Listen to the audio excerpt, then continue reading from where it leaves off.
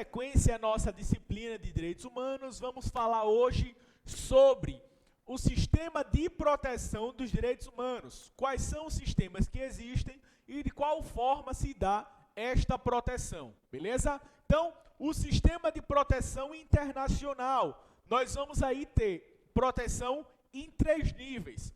Nível interno, nível regional e nível global, beleza? Então, o sistema internacional de direitos humanos vai se dar por intermédio da ONU, sendo o sistema global, e também os sistemas regionais.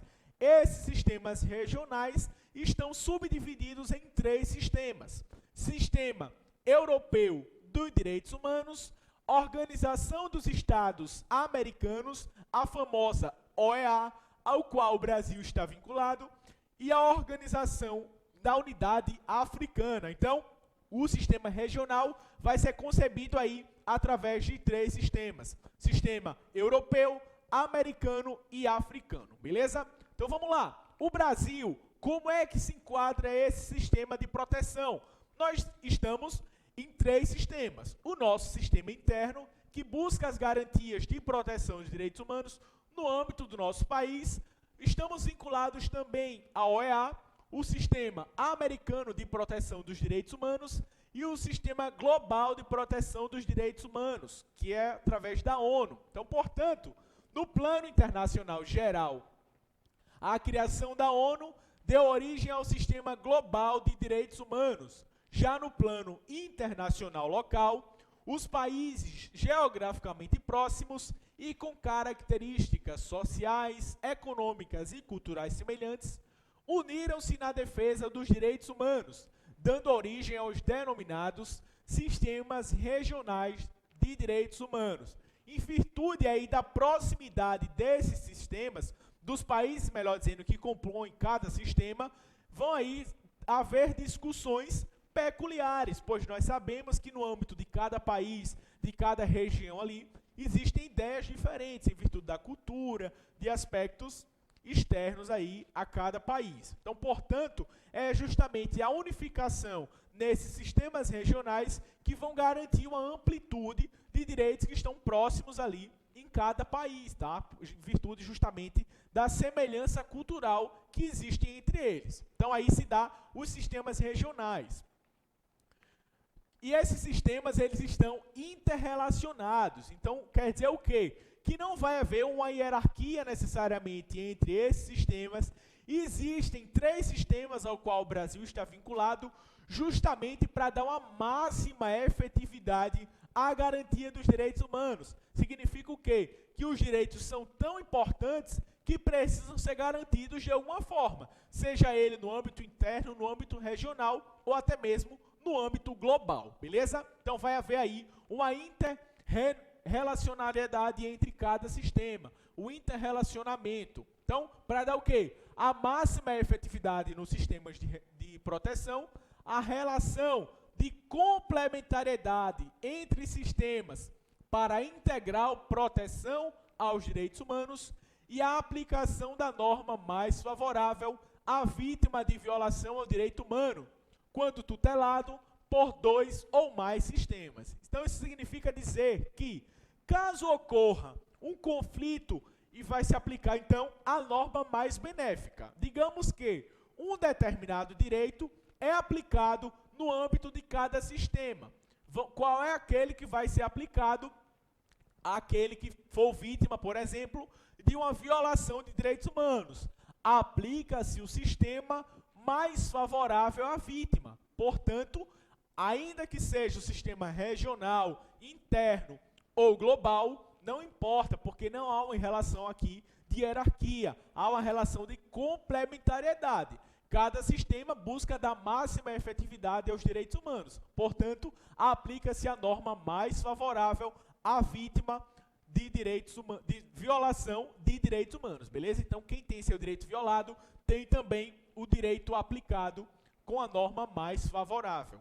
Então, existem 3 vertentes dessa proteção internacional, que aí vai se dar os direitos humanos em si, o direito humanitário e o direito dos refugiados. São essas 3 concepções que nós iremos tratar agora. Então, o conceito de direitos humanos seria a proteção internacional à dignidade da pessoa humana, tendo as seguintes características: a legitimidade ativa do signatário do tratado para denunciar lesões a direitos humanos, bem como a possibilidade de peticionamento pelo indivíduo que teve seu direito violado junto aos órgãos internacionais. Então, legitimidade ativa é aquele que tem o direito de pedir alguma coisa na esfera internacional. Então, portanto, quem tem legitimidade ativa para garantir aí direitos humanos são os países signatários dos tratados, buscando o quê? Garantir aí a denúncia de lesões aos direitos humanos. Então, significa que a legitimidade para buscar e para denunciar violações aos direitos humanos é dos países signatários, ou seja, daqueles que ratificam os tratados internacionais. E quem é o sujeito desse direito? A possibilidade de peticionamento pelo indivíduo que teve o seu direito violado junto aos órgãos internacionais. Portanto, quando a gente está falando de direitos humanos, existem essas duas vertentes. A possibilidade da própria vítima peticionar e também por parte do país signatário. Então, em virtude aí de alguma violação de direito humano, o país signatário pode fazer a denúncia como a própria vítima de violação aí aos seus direitos humanos. Quais são os organismos internacionais que estão aí vinculados à garantia de direitos humanos? A ONU e a OEA, que é o Sistema Regional de Proteção. Alguns documentos importantes que tratam sobre a garantia dos direitos humanos: a Carta das Nações Unidas e a Convenção Americana de Direitos Humanos, beleza? Então, avançando, nós iremos tratar sobre o direito humanitário. E nós já vimos alguns aspectos sobre o movimento da Cruz Vermelha. Mas aqui, a nível internacional, existe uma amplitude maior desse direito humanitário, que vai buscar justamente a garantia e segurança dos grupos vulneráveis em razão de conflitos militares e bélicos. E aí o que é que significa aqui como característica? A consolidação da posição do indivíduo como sujeito passivo de direito internacional. E o que significa ser sujeito passivo? É aquele que vai obter direitos. Então, o sujeito de direito é aquele que tem direito a obter as garantias referentes a esse direito, beleza? Então, no caso do direito humanitário, impossibilidade de peticionamento pelo indivíduo que teve o seu direito violado. Então, significa que somente os países signatários vão poder buscar garantias de direito humanitário, não havendo a possibilidade de peticionamento individual, beleza? Então, aí, os organismos internacionais que vão compor esse direito humanitário é o Movimento Internacional da Cruz Vermelha e o Tribunal Penal Internacional, sendo o Direito de Genebra um documento importante aqui para a garantia do direito humanitário. Vamos falar agora sobre o direito dos refugiados. E aí, o que é que se busca com o direito dos refugiados? Proteção contra violações a direitos civis em decorrência de discriminações, de limitações às liberdades de expressão e à opinião política. Então, sempre que houver alguma limitação, em virtude dessa condição, desses conflitos políticos que porventura venham a existir, vai haver aí a proteção mediante direito dos refugiados. Então, o refugiado é justamente aquela pessoa que precisa deixar o seu país em virtude de um conflito político, certo? Então, essas pessoas buscam asilo político, buscam refúgio em outro país.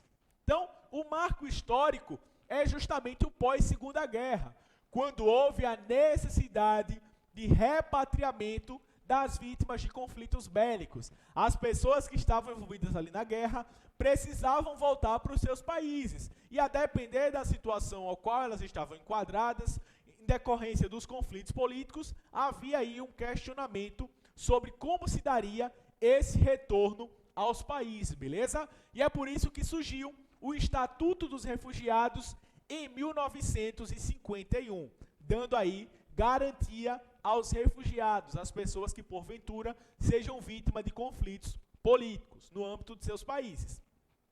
E vão existir dois princípios para tratar do direito dos refugiados: o indúbio pró-refugiado e o princípio da não devolução. E aí, o que é que vai significar cada princípio desse?